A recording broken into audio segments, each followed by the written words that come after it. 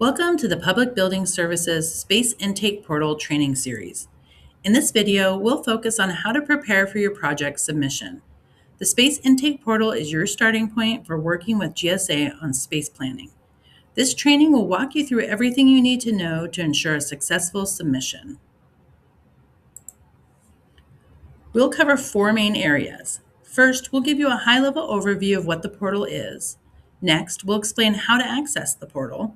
Then we'll walk through the information you will need for your submission. Lastly, we'll address uploading documents into the portal. This content is designed to be a clear and concise guide for you, our federal agency partners, to navigate this process effectively. Let's start with the basics. The Space Intake Portal is your gateway for submitting space requirements to GSA. When you submit through this portal, it kicks off our strategic planning process for your space needs. We developed this portal for two main reasons: to make the submission process simpler for you and to help us collect complete, high-quality information. This information allows us to create a customized housing strategy and find the best space solution for your agency. Who can use this portal? Federal agency real estate decision makers and anyone they authorize can submit space requirements. The portal is built as a structured survey with specific questions and the ability to upload supporting documents. You don't need special system access, just the unique link GSA will send you for your specific project. There are two ways you might access the portal depending on your situation. For existing occupancies, GSA will identify the need during our regular occupancy planning discussions with your agency. For new space requirements, your agency initiates the process by filling out a new requirement request form on our Space Intake website.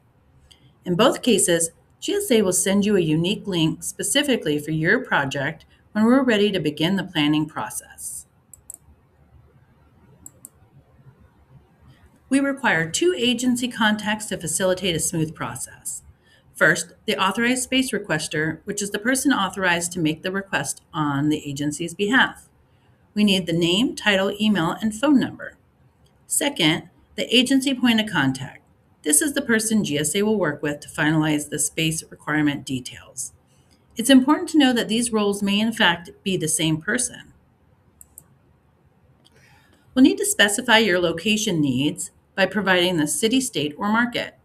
When federal agencies don't have a legislative mandate to be in a specific city, targeting a core-based statistical area or market rather than a single city location can provide access to a wider range of cost-effective office options that still meet the needs of federal agencies.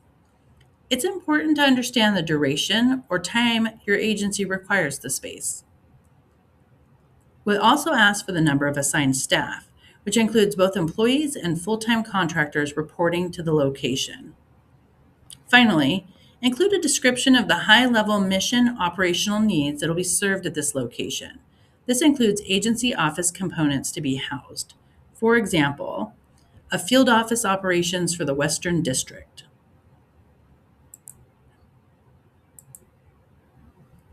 Next, you'll define your usable square footage needs. This includes office and office support spaces where the total usable square feet for both are provided. A specific detail we look for is if private or enclosed offices are required. You must indicate how many and provide the reason, such as confidentiality needs, design standards, or union agreements. Detail any special spaces required, providing a breakout of the type and the amount of specialized square feet needed. If required, provide the usable square footage needed for a warehouse. And if applicable, specify the number of antenna or official parking spaces needed.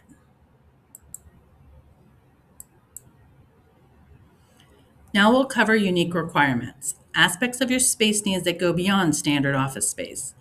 You'll only need to select the items that apply to your situation and provide details for each one you choose. We have three main areas of focus.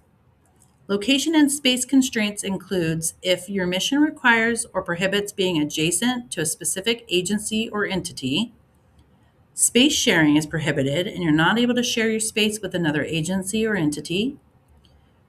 Breaking up the requirement into multiple blocks of space is prohibited and provide additional details, including if portions of the requirement could be housed separately.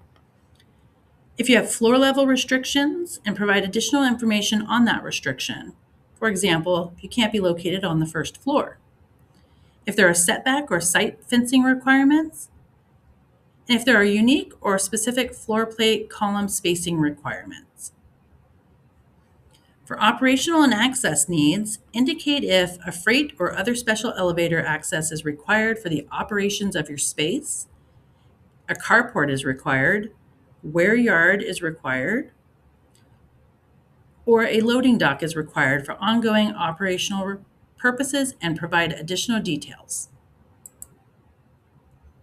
Lastly, for security or critical system information, indicate if you require a specific facility for security level, there are unique security requirements in the space, the occupancy has a high-risk use operation, such as a high-risk laboratory, explosive material storage, firing ranges, and others. High-risk operations is defined as routine procedures, activities, and tasks that make up a federal agency's operations and by their nature are intrinsically high risk.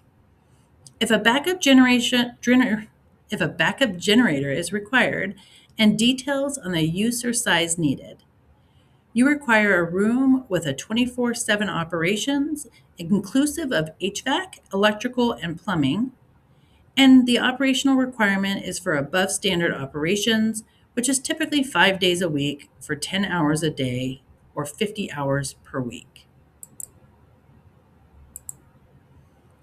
This section applies specifically to executive branch agencies. We'll ask you about two important items. First, your work patterns. This means the general type of work your employees do and how much time they typically spend at their desks. Second, we need your projected daily occupancy, which is defined by the Use It Act. This information helps GSA develop an appropriate space program, if applicable, and plan for future occupancy and space utilization. The portal allows you to upload documents that support your space requirement submission. Please keep three important restrictions in mind. First, individual files cannot be larger than 50 megabytes. Second, the system will not accept files with exe extensions. Third, if you're uploading any controlled unclassified information or CUI, make sure it's properly marked according to your agency's CUI guidelines. CUI is sensitive information that requires special handling but isn't classified.